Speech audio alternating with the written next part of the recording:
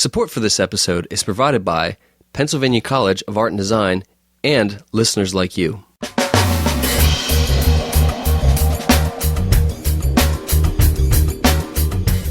Welcome to the Lancast. I'm David Moulton. And I'm Keith Slesser. This episode we spoke with writer Shawn Smucker about his latest book, Building Life Out of Words. During our discussion, Shawn tells us about some of the circumstances that are chronicled in his book. I was running a contracting business down in Virginia, and when the economy turned, the business took a turn for the worse. And so my wife and I found ourselves leaving our house, leaving our community, and moving into my parents' basement. So that was a really challenging time for us, but it was also at that time that I decided that I was going to try and make a living as a writer. Later, Shawn shares about a scary situation that happened during a 4-month blogging trip he took with his family.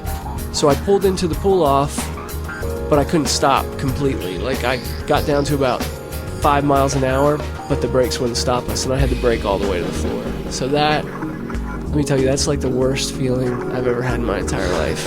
Wow. So we basically had to coast back out onto the road.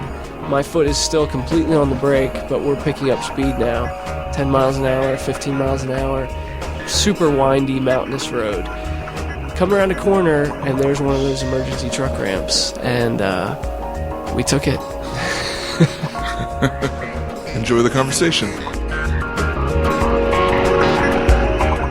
Shawn, welcome to the Lancast. Thank you. It's an honor to be here. Apparently, I understand that you're a writer, Yes. and you've recently written a book. Could you give us the name of that book? Yeah, sure. It's an ebook called Building Life Out of Words. Basically, it retells the story of, in 2009, I was running a contracting business down in Virginia, and when the economy turned, the business took a turn for the worse. And so my wife and I found ourselves leaving our house, leaving our community, and moving into my parents' basement. So that was a really challenging time for us, but it was also at that time that I decided that I was going to try and make a living as a writer, because I guess things weren't bad enough. So I moved back to Pennsylvania, Lancaster, Pennsylvania, and that's what the book is about. My first year and a half trying to make a living as a writer. Before we get too far into the book, you're from Lancaster and you moved away, and I just have to ask, were you one of those people that, as soon as you were old enough, you were like, I have got to get out of Lancaster County? Were you one of those guys? I wasn't really. I mean, I wanted to get out, but I wasn't desperate to get out. It just sort of worked out that, I went to Messiah College, and so once I graduated from Messiah, my wife and I got married, and there was a job opportunity in Jacksonville, Florida, so we ended up going to Jacksonville. Not much of my life until the last 3 or 4 years was really planned. I always just sort of went with what came up. And from Jacksonville, we ended up moving to England for 4 years. We started a business over there. My brother-in-law is British, so we moved over to help him with that.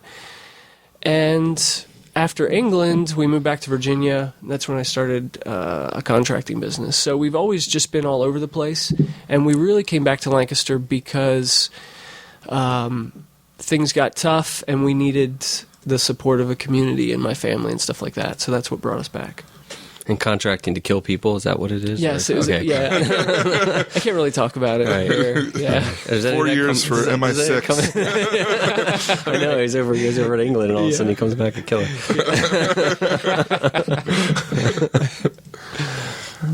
Well, you talk here about how you just kind of went with the flow and did these things, and it seems like, mostly they were all choices, and now you were faced with a time of your life where maybe you didn't have choice. You kind of had to do what was necessary for you and your family. Yeah. How much did that change your mindset on life? I think I realized that life can go by pretty quickly, and if you're not careful, you'll just end up following whatever rut you fall into. When we ended up back at my parents' house, my wife and I became much more deliberate about the choices that we were making, which is why I decided to try and make a living as a writer. It would have been pretty simple for me to find a job locally and just get back into that same sort of rut that we had been in. But that was a time that we saw as, well, I think we reached that point and we realized where it was getting us. This sort of going with whatever happened wasn't getting us anywhere. And I wanted to become a little bit more deliberate. I wanted to live a life that I wanted to live and not just whatever sort of came to me. So that had a big contributing factor to the decisions that we started to make. How do you start? Say you decide that you want to try and make a living as a writer. How does one go about trying to make a living as a writer? Yeah. The 2 years leading up to that, I had started writing. I wrote a book for Ann Byler, the founder of Annie Ann's Soft Pretzels. I wrote a book. I collaborated on a book with another gentleman about the Amish schoolhouse shooting that took place. So there were a couple of books that I had been working on, and I started to see that there was a demand for collaborators. Like if, there are a lot of people that have a platform or they have a good idea, but they're just not writers, or they don't have the time or the knowledge of how to sit down and write an entire book. So that's really the way that I started to focus. Once we got back into Lancaster and I decided I wanted to make a living as a writer, I played off of that experience. I started looking around for other people who were looking for writers to help them write books. I started to learn about self-publishing, so I helped some people self-publish books that I wrote for them, and that was the way that I went into it. I think the important thing for people who want to make a living as a writer or just want to make a living doing what they love to do is to play off of their experience. I think too many times we just try and start from scratch. You hear about people who quit their job and go start a business, but they don't really have any experience in it or any background in it. And I think if you can get some experience in what you want to do, it makes that leap a lot easier. This isn't the first book that you've worked on, as you just mentioned. When did you realize that this story of what you've gone through would make a readable project? Yeah, that's a good question. Well, my blog started to go along those lines a lot about, I was trying to encourage people to be willing to take a few risks, not to just quit their job cold turkey, but to think about what would it look like if you decided to take a shot at a life that you would really love. And so I started to blog about that, and there was a lot of really good feedback. And I started to get emails and comments, and people were really encouraged by that message, that whole idea of I don't have to keep doing what I don't want to do. Like there's actually a way out of that. And so that was the foundation for my decision to write this book, was to kind of take all of those things that I'd been thinking about, the lessons that I'd learned in the first year and a half of chasing my dream, and putting them in a book. And a lot of the reason that I did it too is because it wasn't an easy time for us as a family. Living with your parents at the age of 32, 4 kids, that's not really the way that people see their lives going. So I wanted to give people a realistic view of what that looks like sometimes, but also to give some hope, that there is a way to do it if you're willing to make the sacrifices and maybe think a little bit creatively. When you moved back from Virginia, like how did your family handle this when you decided, or was your wife encouraging you to go ahead and start writing, or was it sort of a struggle both ways, or how was their response to Dad and their husband becoming a writer? Yeah, my wife was hugely encouraging. In fact, she was more persistent than I was. There were many, because basically when we moved back, we sort of made the commitment to one another that we were going to take 4 months. So we moved back in November of 2009, and we decided we're going to give it until February or March, and I'm going to see how much work I can come up with. There were times halfway through that where I was ready to throw in the towel. I just felt like this isn't going anywhere. I'm not going to be able to find work. I'm crazy. There are a million people who want to make a living as a writer. Why am I so special? And those were the times when she actually said, look, we made a commitment. We're going to stick it out until March. Just keep trying. And so that was huge for me to have her support like that.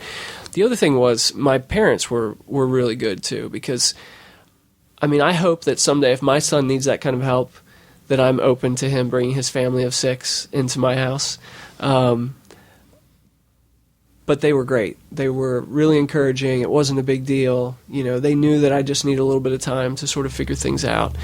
I've had friends recently who've wanted to make a big change in their life, and they've pointed out, my parents would never be up for this. They would never let me come back with my family. So I'm really thankful for that. And you had siblings still under your parents' roof at that time, yes, right? I had one sister still at home, yeah. Mm-hmm. Wow. So that's kind of interesting. She's much younger than me. She's 18, 19 years old. She would have actually, this was, 3 years ago, so she was 15, 16. And it was a very strange feeling, moving home. I'm the oldest, she's the youngest, both of us back under the same roof. It was tough. I mean, it wasn't that tough logistically because my parents have the space. The basement, it sounds like a dungeon, but it was really nice. It's got a small kitchen, 1 bedroom. It's not huge by any means, but it's a nice place. So the logistics weren't rough. I think for me more it was emotionally just that whole idea of starting over. I'm hanging out with my friends. Now we're back in Lancaster, so I'm meeting up with people. And, they've all got homes and jobs and have sort of made their way in the world, and I felt like I was starting over. So that was probably more difficult than the actual circumstances of moving into this house. Were you ever tempted just to play video games? You could say Sorry. During this time of growth and change for you, did you view this metamorphosis as a positive thing in your life, or was it kind of depressing? And also, looking back, how do you view it? It was fairly depressing. I mean, it kind of would come and go in cycles. Some days I'd be hugely encouraged. I would have, maybe a small job came through, or I got some good leads or something like that. So on those days I was encouraged, but it was a rough couple of months. I think for the most part it was really tough. And I look back on it, and it was a huge growing experience for me personally. So, all kinds of great advantages came out of that. I learned to have a greater trust that things will work out, and I learned about persistence and about, what it takes to just stick to believing that you can do it. But at the time, it was mostly just rough. Yeah. So from this experience, say there's somebody else who's in the same boat. What's the single most important advice you would give to somebody who's right now in your situation? Maybe they want to be a writer, maybe they want to be a painter or something. Yeah. What's the single most important advice you would give to them? Yeah. And just to clarify, he means other than putting a picture of me and Keith on the wall Right. for inspiration. Right. Sure. I mean, Yeah, that's a given. Yes. Yeah, Everyone should be doing that. Especially me. So we're going with number 2. Second most inspirational. Exactly. Okay. Yeah. No, it's kind of 2-part, because I think what's always been important for me is to have a worst case scenario in mind. So I always have a date where I know I can go until I can keep trying and persevering and finding work and, really trying to make things work until a certain date. And at some point you have to be realistic. Like if things aren't working out, you got to go get a job, whether that's at a coffee shop or driving Amish people around like I've been doing sometimes, or, whatever you need to do, you got to do it at some point. So for me, it's picking like a worst case scenario date and saying, if I don't get work in by October, then I've got to find something else. So that's the first part. Because the thing is, once you have that down, then you can take all the time up until that and totally focus on what you're trying to focus on. Do you know what I mean? Mm-hmm.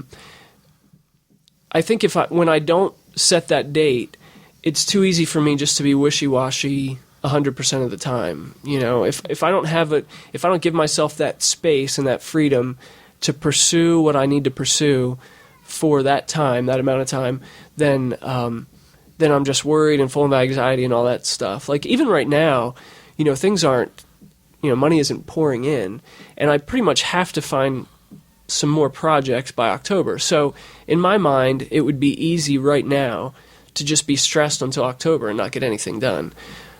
But because I know I have until then I don't spend all of my time worrying about that. And I just put my head down and I focus on trying to find work and projects and stuff. Does that make sense? Yeah. Yeah, that's good.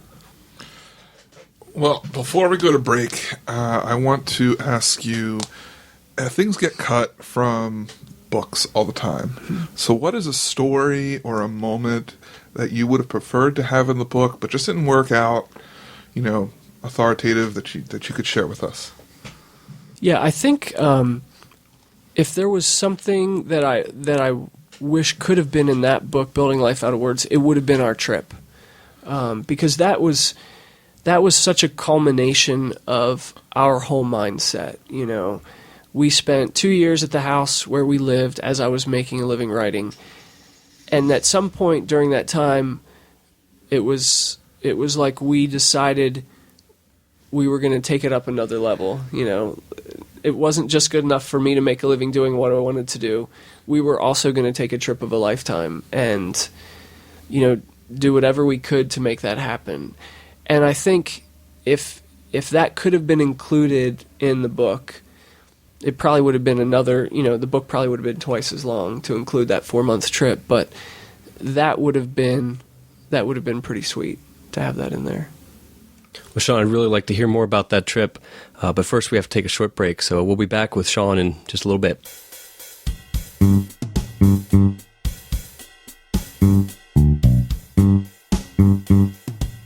Hey Keith, I have a question here from the audience. They're asking, what are your opinions on world hunger?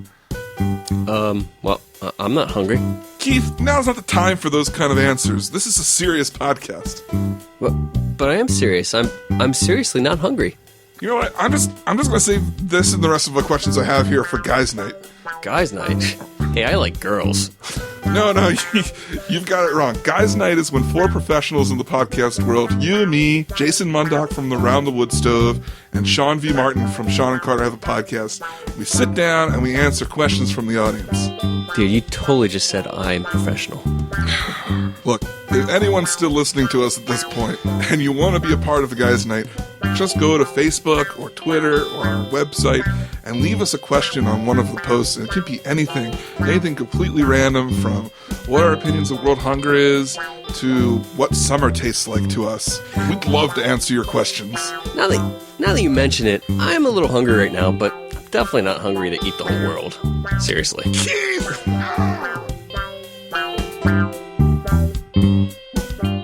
And we're back in the Lancast with Shawn Smucker. Before we went to break, Shawn, you were telling us about this family trip that you took that you kind of wish you had been able to put into your book. What can you tell us about this trip, and did you catalog it in any way in a written form? Yeah, well, we left February 15th in a 40-foot bus, and we were pulling our minivan behind us, so we were about 60 feet long. It was a big blue bus that used to be owned by Willie Nelson. So, yeah. Did it have a hole in it? Yeah. Yeah, we got all those questions where we went. The bus was clean as far as I know. And we decided we were going to try and go for 4 months. So we left February 15th. We basically did a big circle around the country. We headed south to Florida and then went west to the coast, up the coast, and then out through Yellowstone. And so we came back the northern route. We put on about 10,000 miles. And it was one of the most incredible things I've ever done. Wow. I can't imagine living out of the bus for 4 months. Yeah, the bus was a little bit older, so we had some challenges. I mean, well, first of all, when we were trying to go over the Grand Teton Mountains, our brakes went out. And I don't know if you've ever seen those emergency truck ramps and sort of thought no one ever uses those. Well, we actually did end up using one. We found ourselves on a 2-lane road because we were following GPS, and we should have tried to stick more to the highways. And so we were going up over the Grand Teton Pass, which is about 7,500 feet, 8,000 feet, and we got to the top barely. I mean, the bus almost couldn't even go up because of 10% grade. So we get to the top, and we stop, and I was starting to get a little bit nervous because of how steep it was. We started going down, and I wanted to keep it in first gear, but it turns out these old buses have governors on them, so if the RPMs get too high, it just pops up to the next gear automatically. So we just kept going faster and faster, and I had to keep using my brakes, and they were getting super hot. We could smell them inside the bus. So we came to one of these little pull-offs, and I thought, I'm going to pull off and just let the brakes cool down, and then, we'll wait an hour or whatever we need to do. So I pulled into the pull-off, but I couldn't stop completely. Like, I got down to about 5 miles an hour, but the brakes wouldn't stop us, and I had to brake all the way to the floor. So that, let me tell you, that's like the worst feeling I've ever had in my entire life. Wow. So we basically had to coast back out onto the road. My foot is still completely on the brake, but we're picking up speed now. 10 miles an hour, 15 miles an hour. Super windy, mountainous road. Come around a corner, and there's one of those emergency truck ramps, and we took it. Wow. Yeah. Wow. I mean, how did they fix the brakes there, or did they have some sort of thing to truck it down? Well, it was basically just the heat. They had overheated, so we had a huge tow truck came up and took us down to the bottom of the mountain. And once the brakes were cool, they were fine. So we were on our way. Wow. Yeah. Wow. That's scary. Yeah, it was, it was one of those moments that almost still makes me sick to my stomach if I let myself get back into that moment. Like the feeling of going faster and faster down this mountainous road with my family in the bus and not knowing, what are we going to do? I thought I was going to have to wreck the bus into the side of the mountain just to stop it. And fortunately, we came around the corner and there was an emergency ramp. So that was, so we were on our way to Yellowstone then. So now we know that those work. Exactly. Yeah, exactly. I mean, it stopped us immediately. The stones are really deep and it's very loose gravel, so it's kind of like sand. You just sink right in. So, so it was fine. But we were on our way to Yellowstone, so we got to Yellowstone and but so the question was about the bus, and it was a very old bus. One time the ignition fell into the dashboard, and we couldn't get it out. At another point, the generator stopped working, and so we had no power. I mean, it was just constantly something going on with this bus. This is retrofitted to sleep and live in, right? Yes, Okay. yes, yeah. It was really nice on the inside, and for the most part, it worked great. But there were a few hiccups. Wow. Willie Nelson just beat it too much. Yeah. Yeah. I'll tell you what, him and his guitar. So you have these stories that you're building up on this trip. How did you chronicle this? How did you keep track of this, or so that the memories share it with people? Mm-hmm. Yeah, we blogged all along the road. So I blogged almost daily. My wife blogged about once a week, and that's pretty much how we chronicled the trip. It was great. The coolest thing about blogging this trip was that so many people felt like they were on the trip with us. We had a lot of emails that came out of nowhere, just people wishing us luck, encouraging us, saying that it was something they always wanted to do and they were glad that we took the time to do it. I felt really connected to the people that were responding to the blog. It was pretty cool. And also, as we traveled around, we got to meet a lot of cool bloggers. That was another big part of the trip, was to meet these folks face-to-face that I had gotten to know online. So we probably met with 15 or 20 different bloggers around the country and got to connect with them, meet their families and stuff. So it was pretty cool. Now, how many kids do you have? 4 kids? 4 kids, yeah. And what's the age range there? They are 9, 7, 4, and 3. Okay, so you're on a bus for many hours a day. Yeah.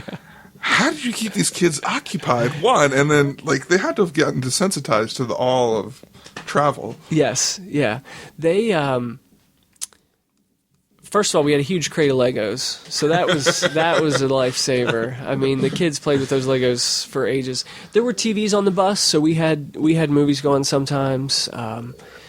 We generally didn't drive more than maybe 3 hours at a shot, 3 or 4 hours. Most of the trips were relatively short, and then we'd stay somewhere for a couple of days, drive 3 hours, stay somewhere for a couple of days. So it wasn't like we were, hitting 10, 12-hour stretches and everyone was getting really sick of being on there. Wow, 3 hours a shot, that's really slow moving. Yeah. I feel like 4 months isn't enough time to make it around the country at that speed.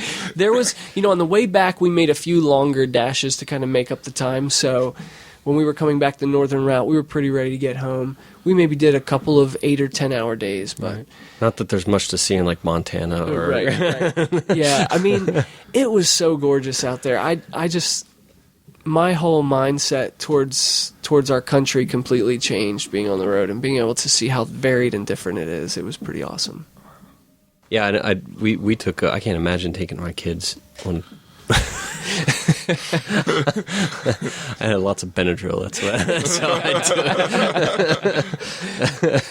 do it. We took a trip out to Colorado with just my wife nice. and I, and drove that, and that was a 40-hour drive Yes. out there, and that with just the two of us was chaotic. But I'm kind of the guy that's just like, I want to get to where I'm going kind of thing. So she's like, let's stop. And I'm like, no, let's go. So, Yeah. You said a trip of the lifetime. You wanted to take this trip. How did this trip change your life? You said you had a more appreciation for the country, but like, how did it really change your life? What's different in you now that wasn't that way before you took this trip? There are a few things. I think I feel even more committed to living a simpler life, because if we had a lot of bills or owned a lot of stuff, it would have been difficult to pull away from that for 4 months. But because we were renting and we could put all of our stuff into a storage container, we didn't really have very many ties that were keeping us from going on the trip. So it's kind of reinforced to me this mentality of not wanting to have too much stuff or be too dependent on a certain level of income, because I've seen that being free from that is what allowed us to go on the trip. I think the other thing that I learned was, it sounds really cliche, but anything is possible. Like, this was something we always wanted to do, but it seemed impossible. It seemed like, well, maybe someday when we're 60 and the kids are out of the house and we've got retirement money saved up and our house is paid off and all that kind of stuff. And I think going on this trip, I suddenly realized you can do it, if you want to. I mean, there's sacrifices you have to make. It wasn't easy living in a bus for 4 months, but we were able to do it, and that gave me a huge sense of accomplishment. Well, okay, so you have this fantastical story of,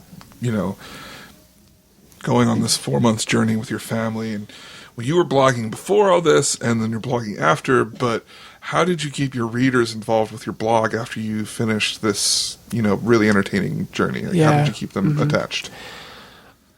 Part of the way that I did that was by remaining really transparent about how we were feeling, because it's difficult to come back from a trip like that back to normal life. Even though we were ready to get out of the bus, there was still a huge part of my wife and I that wanted to keep going, because you get into that routine, you get into that fascination of every day going somewhere new. Out west, you'd go over the top of a mountain and you had no idea what you were going to see. Everything was always new and changing. That was exciting. So I tried to relate to my readers the challenge of getting back into normal day life, getting back into a routine. And also, the adventure isn't really over for us, because I'm still trying to make a living as a writer. Things aren't guaranteed. I'm sort of at a low point right now as far as projects and income. Being away for 4 months was a little bit difficult on the business side of things, so I feel like in some ways I'm kind of starting over again. And by being transparent about those things, I think a lot of readers, they feel connected to us in our continuing adventure.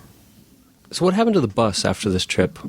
Yeah, well, it was my uncle's bus, so he let us borrow it, and it's back in storage for now. But who knows, maybe we'll resurrect it someday. Well, I have to say, Shawn, I'm not a writer, and I'm not in the writing world, but when you talk to people in this area about writing, your name always comes up. Oh, really? It's always pretty close to the top of the list, if not the top. Right. Like, oh, you talked to Shawn Smucker? Yeah. So it's very humbling to hear your story when everyone speaks so very highly of you. But you also do things other than writing to promote writing in the community. You do a writer's breakfast. Where did that idea come out of? Yeah, that was, I think when I moved back up from Virginia, I found a couple of writers in the community that I really connected with. Brian Elaine was one. Ira Wagler was another one. And as I started to form relationships with some other writers, I realized, wow, this is kind of neat. I felt pretty isolated for a long time as a writer, and as I made those connections, it had a good impact on me as far as coming up with new ideas and just knowing that I'm not the only person out there. So that was the main reason that I decided to do a writer's breakfast. And the first one's coming up in a couple of weeks. So we're having a writer's breakfast at Angela's Cafe in Gap on Saturday the 18th from 9:30 to 11:30. And there's no cost to attend. I just wanted to keep it as open as possible to anyone who wanted to come by. Basically, we're going to spend maybe a half an hour, 45 minutes just hanging out. People can buy breakfast if they want, or coffees or whatever. And then the second half, we're going to have a question and answer session with some writers in the area who will be there. Brian Elaine, Ken Mueller, Janet Oberholzer, Sarah May might be there. And I think that's it this time around. My goal would be to have this on a quarterly basis, just for writers to come out and feel a sense of community, know who's out there, and yeah, that sort of thing. See, you're also going to be taking a trip, I think, blog trip, you said, to Sri Lanka? Yes, I'm heading to Sri Lanka in 2 weeks. I was invited to go there by World Vision, a missions organization, and basically they provide sponsorships for children, and so they invite teams of bloggers to come and see what they're doing, check out the areas that they're developing, see the projects that they're doing. And then so for the week, the last week in August, I'll be in Sri Lanka and I'll be blogging about the stuff that's going on over there and the kids that I get to meet and that sort of thing. That's very cool. Before we get too far away from it, I just want to mention how a bunch of the writers that you're going to be having at your writer's breakfast have been on the show, the Lancast, before. So if any of our listeners would like to find out more information about them, if they want to learn more about the people that are going to be there, Ken Mueller, Brian Elaine, and Janet Oberholzer have all been on the show. Just hit up the Lancast.com and check out our guest list, and you can find their names there and get to their episodes. Cool. And speaking of Ken Mueller, he's got the first of what we have here are questions that we asked our audience to submit. Nice. Every week we put on Twitter and Facebook before the guest comes on, or not even more than a week sometimes, is when we're going to record, is do you want to have us ask the guest anything? So probably the most important question comes from Ken. And he says he wants to know your opinions on cereal and candy. Well, I'm pretty opinionated on this, so I'm guessing that's why he's asking. You consider yourself an expert in cereal and candy. Yeah. I mean, I can't understand why anyone would think that there's a greater cereal than Lucky Charms. So that's actually where that comes from. And then the candy thing, one time I tweeted something about Runts and the banana flavored Runts and how they're obviously the worst flavor. Especially when you mix them with Lucky Charms. I mean, yeah, right. I got more responses on that tweet than any political or religious tweet I've ever sent. So there are some pretty strong feelings out there about Runts, I guess. Wow. Just to add to that, I was at Carmen and David's last weekend, and they have what's called Future Olympian is one of the ice creams they have, and it's vanilla with Lucky Charms in it. Are you serious? So you need to hit that up. Oh, I don't know how long we'll have that. I'm all over that. Wow. It was pretty good. Yeah. I am. You want to go tonight? Let's just shut this thing down. I think we're done. I think we've asked enough questions. Well, okay, Jason Deeds says that he's got many questions, but the one he chose for here was, would you consider doing a European tour with the kids in an RV if we could get it sponsored on Kickstarter? Wow, that would be amazing. Yes, I would definitely consider that. Can the Lancast go Yeah, with? would you consider doing it with the kids and 2 podcasters? Yes. And 2 podcasters, and possibly 4 more kids. I would be up for that caravan for sure. For sure. Okay, so Donna Truesdale has 2 questions here, and she says, Will he and his family take Willie out for another spin on the farm, a spin on the Farm Aid concert in Hershey, and find out what that plate on the dash means? And I'm also supposed to ask you about the ignitions falling into the dash, which you shared about. Yeah. Well, there was a little, I think she's talking about, there was a little plate on the dashboard that said, "This dog will hunt." And I think that it's a reference to like a Southern phrase where if people are throwing around an idea and someone says a good idea, then the other person says, "Yeah, that dog will hunt." So I think that's where it comes from. So you got down to it. Yes. I don't actually have access to the bus right now, so that would be the only Got to problem. make some connections in Yeah. your life, Sean. Make that happen. So final question, the last one from Donna. She says, of the books he's written or co-wrote, which was the most difficult to write? I would say Think No Evil was the most difficult book emotionally to write because it was about the Amish schoolhouse shooting. And at that point, one of my kids was the same age as Naomi Rose, who was the youngest girl that was killed in that tragedy.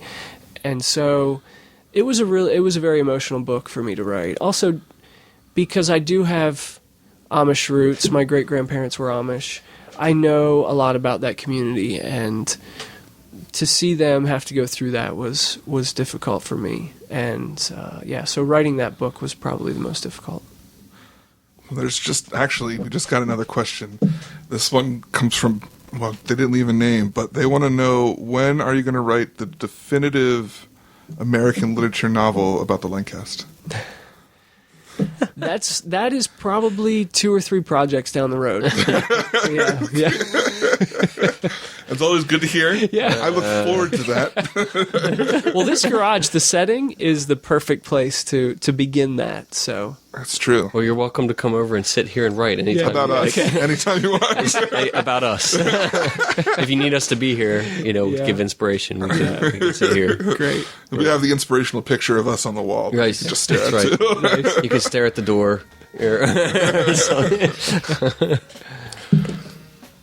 Shawn, thanks for being on the show.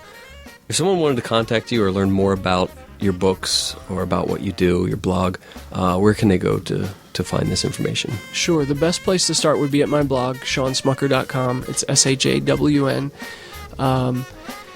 My email is shawnsmucker@yahoo.com. I'm happy to take any emails. I love to talk with people about writing. I still feel like I'm pretty early on in my writing journey, but I'm happy to help out as much as I can.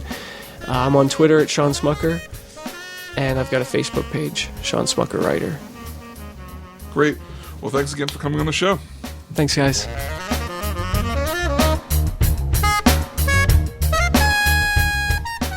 We hope you've been enjoying the Lancast. This episode was produced by myself, David Moulton, with show notes by Keith and Lawrence Lesser.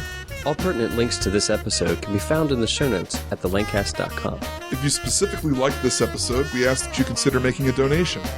Every little bit helps. Even $1 a show can keep us going. If you'd like to help support us, you can do so by going to thelancast.com/donate.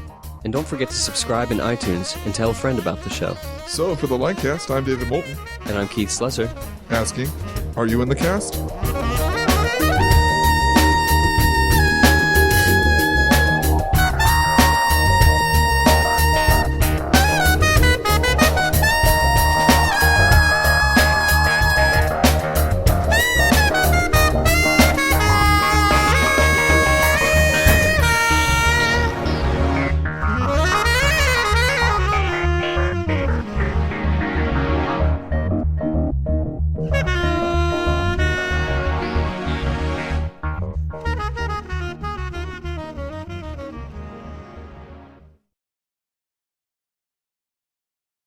Shawn, welcome to the Lancast. Thank you. It's an honor to be here.